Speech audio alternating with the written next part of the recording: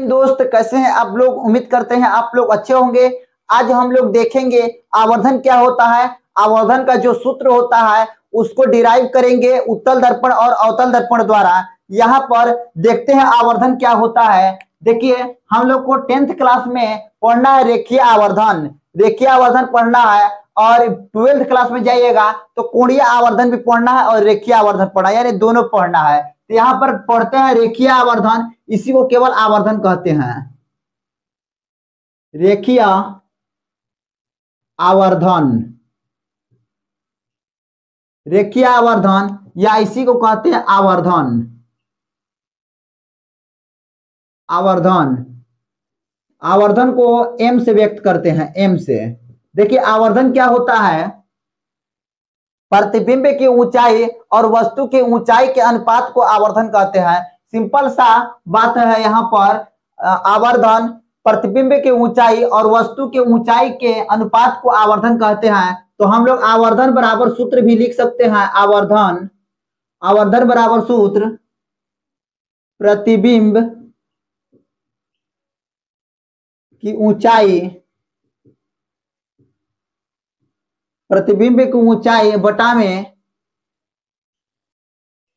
वस्तु की ऊंचाई, वस्तु की ऊंचाई लिख सकते हैं। आवर्धन मान लेते हैं क्या है, एम है। हमारा प्रतिबिंब की ऊंचाई h2 है और हमारा वस्तु की ऊंचाई h1 है। इसी को या तो हम लोग लिख सकते हैं h, या इमेज बन रहा है एच आई बटा में एच, ऑब्जेक्ट है तो एच ओ लिख सकते हैं। यह हमारा क्या हो गया, आवर्धन बराबर सूत्र हो गया। लेकिन एक और सूत्र होता है आवर्धन बराबर, जो उसके वस्तु दूरी और प्रतिबिंब दूरी में भी संबंध होता है।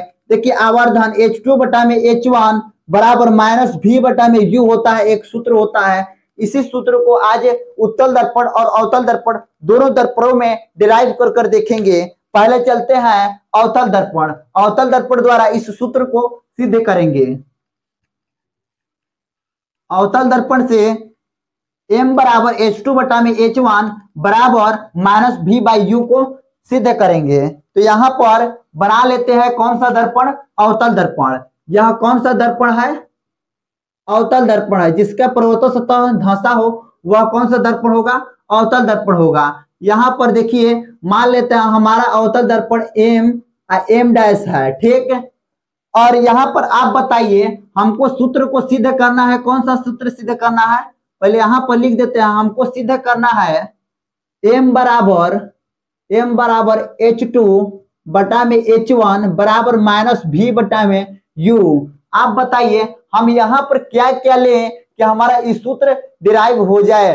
पूरा खेल यहाँ पर किरण आरेख का है। देखिए हम लोग को वस्तु चाहिए और प्रतिबिंब चाहिए, साथ साथ हम लोग को वस्तु दूरी चाहिए और प्रतिबिंब की दूरी चाहिए। अगर चार चीज मिल जाता है तो हमारा सूत्र डिराइव हो जाएगा। तो यहाँ पर हम लोग किरण आरेख में चार चीज को ध्यान में रखकर हम किरण आरेख खींचेंगे।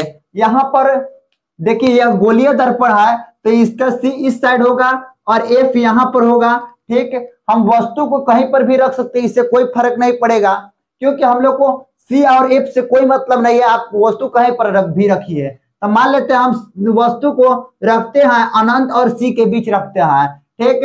तो यहाँ पर वस्तु को रखते हैं तो यहाँ से एक किरण जाएगी और यह किरण जाएगी मुख अक्ष के समांतर है। तो दर्पण से टकराने के बाद कहां से होकर गुजर जाएगी, F से होकर गुजर जाएगी। और दूसरी किरण को या तो आप P से होकर गुजार दीजिए या तो आप C से होकर गुजार दीजिए। तो यहां से हम लोग P से होकर गुजारेंगे तो सिंपल सी बात है, सीधे जो त्रिभुज बनेगा सीधे हम लोग को वस्तु से P तक हम लोग पहुंच जाएंगे, क्योंकि सारी दूरियां P से ही नापी जाएगी। तो जो त्रिभुज बनेगा तो अच्छा रहेगा जब P से गुजरेगी। तो यहाँ पर दूसरी किरण को P से होकर गुजार देते हैं तो यह थीटा कोण पर गुजरेगी। तो यह थीटा कोण पर ही क्या हो जाएगा, यहाँ पर थीटा कोण पर परिवर्तित हो जाएगी। क्योंकि जब कोई भी किरण P से होकर गुजरती है तो वह जितना कोण बनाकर आती है उतना ही कोण बनाते हुए वापस निकल जाती है।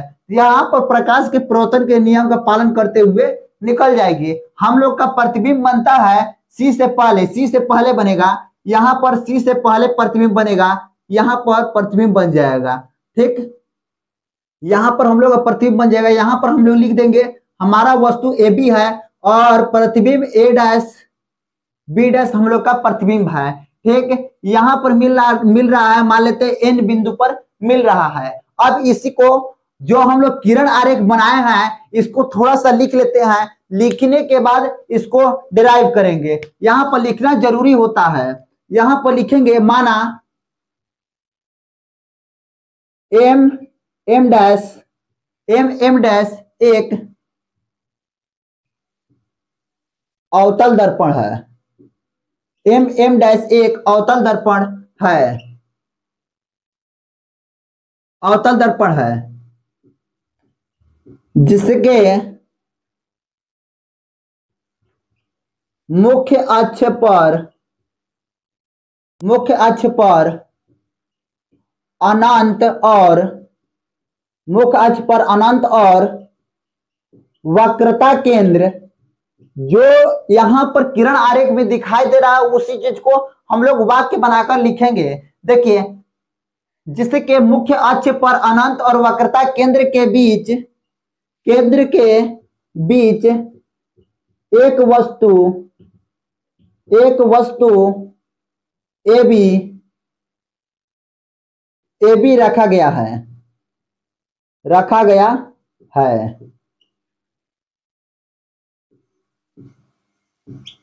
जिसका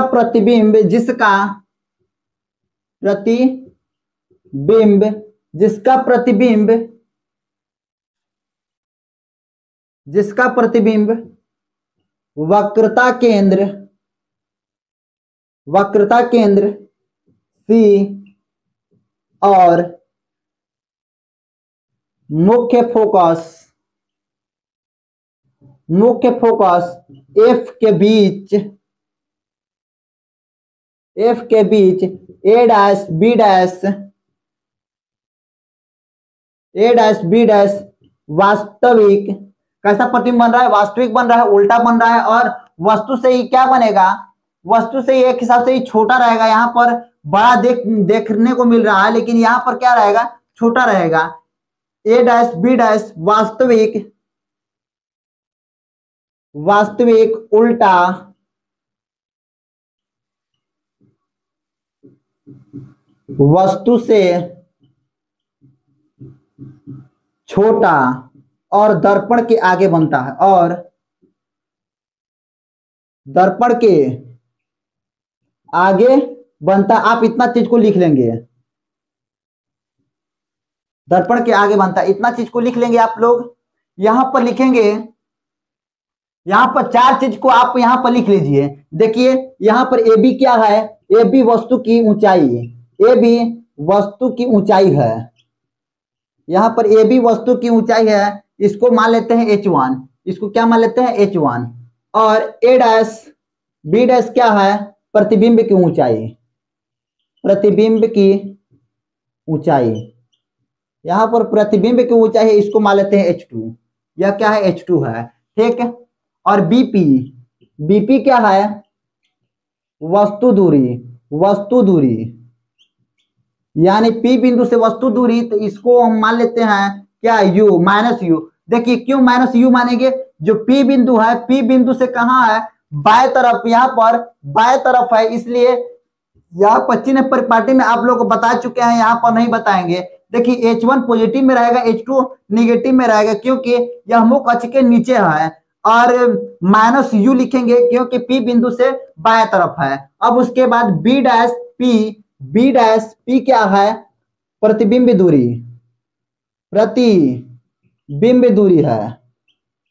प्रतिबिंब दूरी, यह भी क्या हो जाएगा? माइनस में हो जाएगा। इतना चीज लिखने के बाद सीधे चलते हैं कहाँ? प्रमाण पर। सीधे इसके चलते हैं प्रमाण पर, इसके प्रमाण पर सीधे चलते हैं। तो आप देख सकते हैं एक त्रिभुज ए बी पी बन रहा है, दूसरा त्रिभुज ए डैश बी डैश पी बन रहा है। यही दो त्रिभुज बन रहा है जो सीधे पी से रिलेटेड है, यानी पी तक गया है। तो यहां पर त्रिभुज लिख देंगे ए बी पी एवं त्रिभुज ए डैश पी बी डैश। यहां पर इस त्रिभुज को लिख देंगे। इन दोनों त्रिभुज में हम क्या देख रहे हैं? यह 90 डिग्री है, यह भी क्या है 90 डिग्री है। तो लिख सकते हैं कोण ए बी पी बराबर कोण, यहां पर लिख देंगे कोण ए डैश बी डैश पी बराबर 90 डिग्री। यह दोनों कोण क्या है 90 डिग्री है। और देख सकते हैं यह कोण बराबर है। यह ऊपर वाला जो कोण देख रहे हैं ऊपर वाला त्रिभुज का है, नीचे वाला जो कोण देख रहे हैं नीचे वाला त्रिभुज का है। तो यहाँ पर P वाला जो कोण बन रहा है यह भी क्या है बराबर है। तो कोण ए पी बी बराबर कोण ए डैश पी बी डैश, यह कोण क्या है बराबर है। कैसे बराबर हुआ, प्रकाश के परावर्तन से बराबर हो गया। लिख सकते हैं नीचे में चूंकि प्रकाश के परावर्तन के नियम से जो हमारा ये दोनों कोण बराबर हुआ है प्रकाश के परिवर्तन के नियम से बराबर हो गया। देखिए हम लोग मैथ में पढ़े हैं क्लास 9 में कि जब दो त्रिभुज के दो कोण बराबर हो जाते हैं तो वह दोनों त्रिभुज क्या हो जाते हैं समरूप हो जाते हैं। तो यहाँ दोनों त्रिभुज समरूप हो गया। एंगल समरूपता से, यह एंगल समरूपता से दोनों त्रिभुज क्या हो जाता है समरूप हो जाता है। तो समरूप लिख देंगे, यहाँ पर त्रिभुज ए बी पी समरूप, यह समरूप का चिन्ह है। और त्रिभुज ए डैश पी बी डैश दोनों त्रिभुज समरूप हो गए। हम लोग को पता है कि जब दोनों त्रिभुज समरूप हो गए तो समरूप त्रिभुज की भुजाएं समानुपाती होती है, समरूप त्रिभुज की संगत भुजाएं क्या होती है समानुपाती होती है। चूंकि में आप लोग लिख सकते हैं कि समरूप त्रिभुज की संगत भुजाएं समानुपाती होती है। अब उसके नीचे लिखेंगे जब समानुपाती हो गया तो यहाँ पर हमारा क्या हो जाएगा ए बी, यहाँ पर हम लोग का ए बी आ जाएगा। ए बी बटा में इसका क्या हो जाएगा ए डैश बी डैश बराबर यहाँ पर इसका लंबाई क्या हो जाएगा बीपी बटा में यहाँ पर क्या हो जाएगा बी डैश पी। अब यहाँ पर चिन्ह परिपाटी लगाएंगे। यहाँ पर चिन्ह परिपाटी लागू करने पर, चिन्ह परिपाटी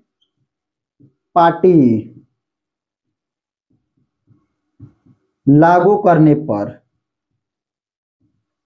जब अगर चिन्ह परिपाटी लागू करेंगे तो जो यहाँ पर लिखे हैं यह चिन्ह परिपाटी का यूज कर लिखा गया है। तो हमारे ए बी क्या हो जाएगा H1 हो जाएगा और ए डैश बी डैश क्या हो जाएगा माइनस H2 हो जाएगा। बराबर में बीपी क्या हो जाएगा माइनस में यू हो जाएगा। और बी डैश पी क्या हो जाएगा माइनस में भी हो जाएगा। एक माइनस से कैंसिल हो जाएगा। अब यहाँ पर इसको लिख सकते हैं H1 बटा में H2 बराबर U बटा में भी, इसको मान लेते हैं समीकरण 1। और लिखेंगे दूसरा लिखेंगे आवर्धन की परिभाषा से, आवर्धन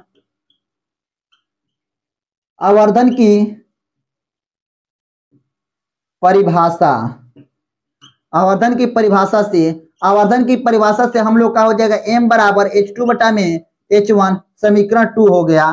ठीक है, यहाँ पर ये हो गया। तो हम लोग लिख सकते हैं क्या, ये दोनों समीकरण की मदद से हम लोग लिख सकते हैं m बराबर H2 बटा में H1, इसके बराबर यह है और इसके बराबर ये है। पहले इसको चेंज करेंगे, उल्टा करेंगे, यहाँ पर माइनस रहेगा, इसको अगर दोनों तरफ इसको चेंज करेंगे यहाँ पर तो क्या हो जाएगा H2 बटा में H1 बराबर माइनस भी बटा में यू। यह वाला माइनस इस साइड लाएंगे तो कोई फर्क नहीं पड़ेगा, इसको समीकरण 1 मानेंगे। देखिए यहाँ पर देख रहा है H2 बटा में H1, यहाँ पर भी क्या है H2 बटा में H1 है। तो हम लोग इसी को लिख सकते हैं m बराबर H2 बटा में H1 बराबर, यहाँ पर लिख देते हैं, दिखाई नहीं देगा, m बराबर H2 बटा में H1 इसको लिख दिए। यही किसके बराबर माइनस भी बाई यू, यहाँ पर माइनस भी बटा में यू हमारा हो गया। अवतल दर्पण द्वारा हम लोग का यहाँ पर आवर्धन सूत्र सिद्ध हो गया। अवतल दर्पण द्वारा आवर्धन सूत्र सिद्ध हो गया। बहुत ही आसान था, केवल आपको फिगर को समझना था। अब चलते हैं उत्तल दर्पण द्वारा आवर्धन सूत्र को सिद्ध करेंगे, क्योंकि इधर ना ही सी है ना ही क्या है यह एफ है। तो यहाँ पर रेंडम यहाँ पर ले लिए वस्तु, हमारा यहाँ पर जो दर्पण है एम है एम डैश है, ठीक है, एम है और एम डैश है। तो यहाँ पर वस्तु ले लिए, तो इस वस्तु से एक किरण जाएगा मुख अक्ष के समांतर, मुख अक्ष के समांतर जाएगा तो उत्तल दर्पण है तो एफ से मिलता हुआ प्रतीत होगा। एफ से कैसा होगा मिलता हुआ प्रतीत होगा। यही इसी रेखा को मिलाते हुए क्या हो जाएगा, विचलित हो जाएगा, और यह क्या हो जाता है, विचलित हो जाता है। दूसरी किरण को हम लोग गुजारेंगे कहां से, दूसरी किरण को हम लोग गुजारेंगे सी से होकर गुजारेंगे, ठीक।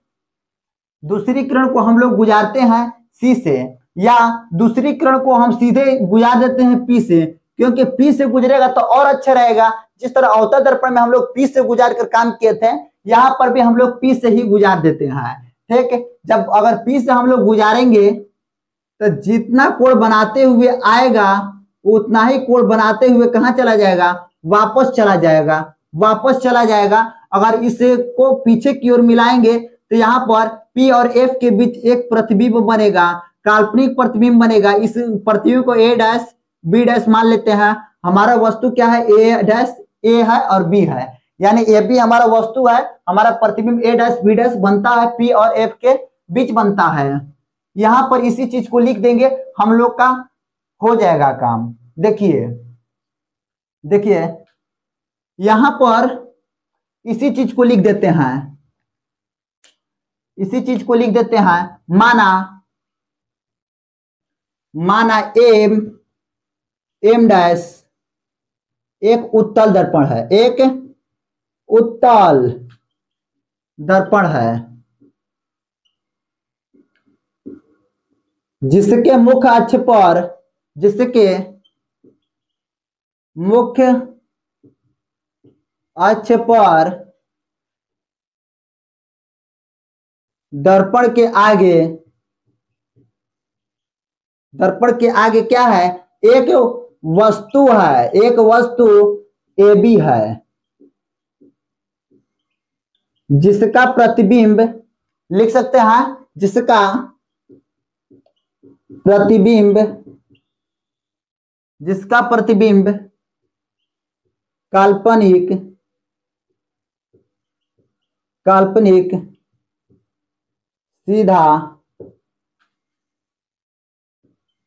सीधा वस्तु से छोटा, ठीक है। काल्पनिक सीधा वस्तु से छोटा और दर्पण के दूसरी ओर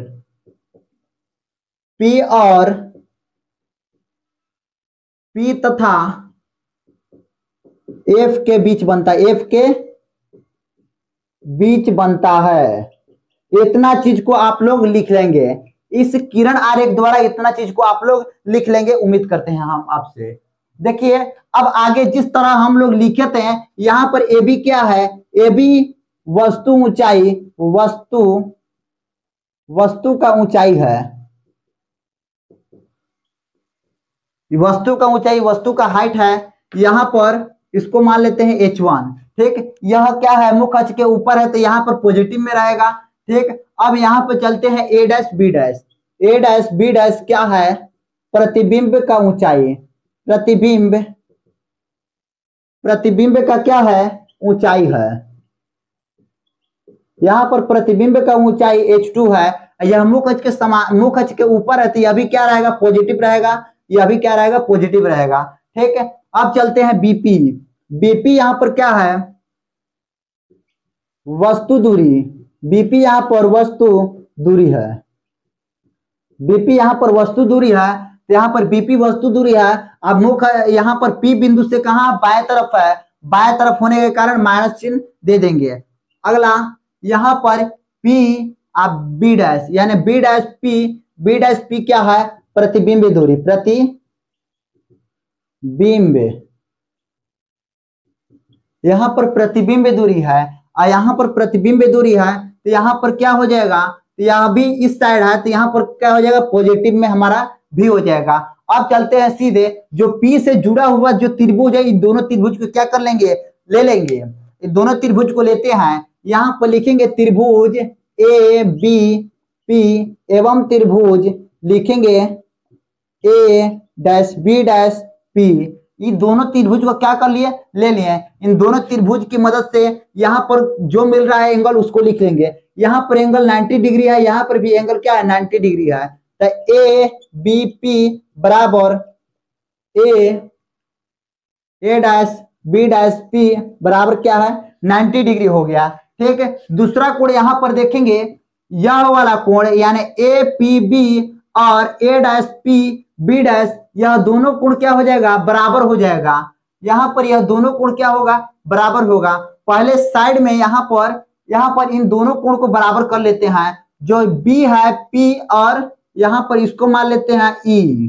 ठीक, साइड में यहां पर इसको बराबर कर लेते हैं बीपीई, यह वाला कोण और इस कोण के बराबर होगा ए डैश पी बी डैश के बराबर होगा। कैसे बराबर होगा, यह एक रेखा है, इस रेखा पर दो तिर्यक रेखा पड़ रही है, जिसके चलते यहाँ पर नहीं एक रेखा है, इस रेखा पर एक और रेखा पड़ रहा है, जिसके चलते यहाँ पर क्या हो रहा है एक शीर्षाभिमुख कोण बन रहा है। यह दोनों कोण क्या हो जाएगा शीर्षाभिमुख कोण से बराबर हो जाएगा। शीर्षाभिमुख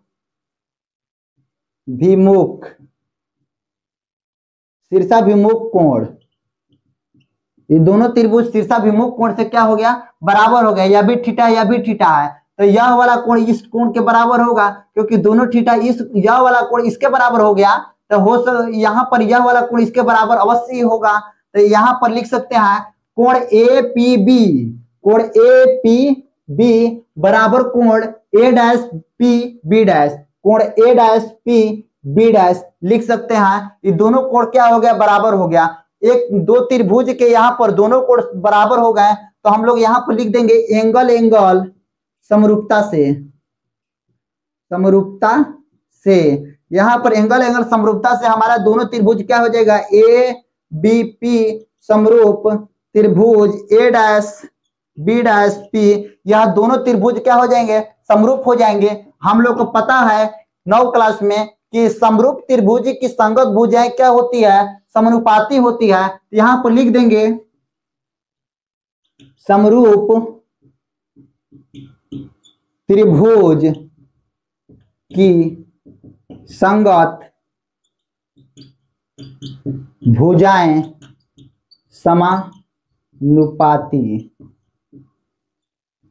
समानुपाती होती है। यहां पर इतना लिख देंगे समानुपाती होती है। अब उसके बाद लिखेंगे क्या, जब समानुपाती है ये तो हम लोग दोनों त्रिभुज का समानुपाती कर देंगे। संगत भुजाएं ए बी बटा में ए डैश बी डैश बराबर यहां पर बीपी बराबर बीपी बटा में बी डैश पी, यहां पर लिख देंगे। और जो यहां पर लिखा गया इसमें अगर चिन्ह परिपाटी लगाएंगे, चिन्ह परिपाटी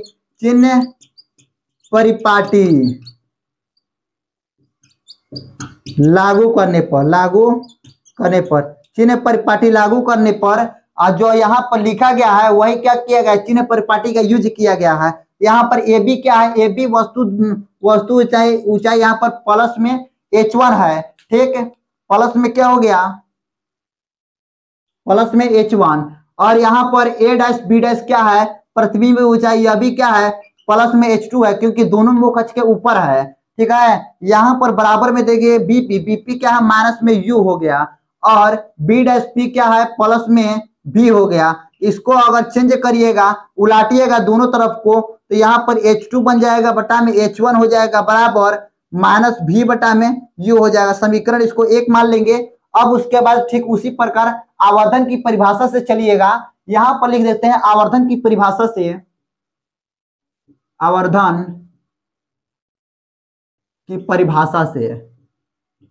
आप आवर्धन की परिभाषा से चलिएगा तो यहाँ पर m बराबर निकल कर आ जाएगा h2 बटा में h1, इसको समीकरण 2 मानिएगा। समीकरण 1 समीकरण 2 से आप निकालेगा तो निकलेगा यही चीज रहेगा h2 बटा में h1 बराबर माइनस v बटा में u निकल कर आ जाएगा। यही हमारा हो जाएगा क्या आवर्धन सूत्र हमारा निकल कर आ गया। उत्तल दर्पण द्वारा और अवतल दर्पण द्वारा, दोनों दर्पणों द्वारा आप लोग को सिद्ध करा दिया है। उम्मीद करते हैं आप लोग को बहुत ही अच्छी तरह से समझ में आया होगा, और इसको कोशिश करिए कि डायग्राम को समझ लें। अगर आप लोग को डायग्राम समझ में आ जाता है तो यह सिद्ध करना चुटकी का खेल है। जय हिंद।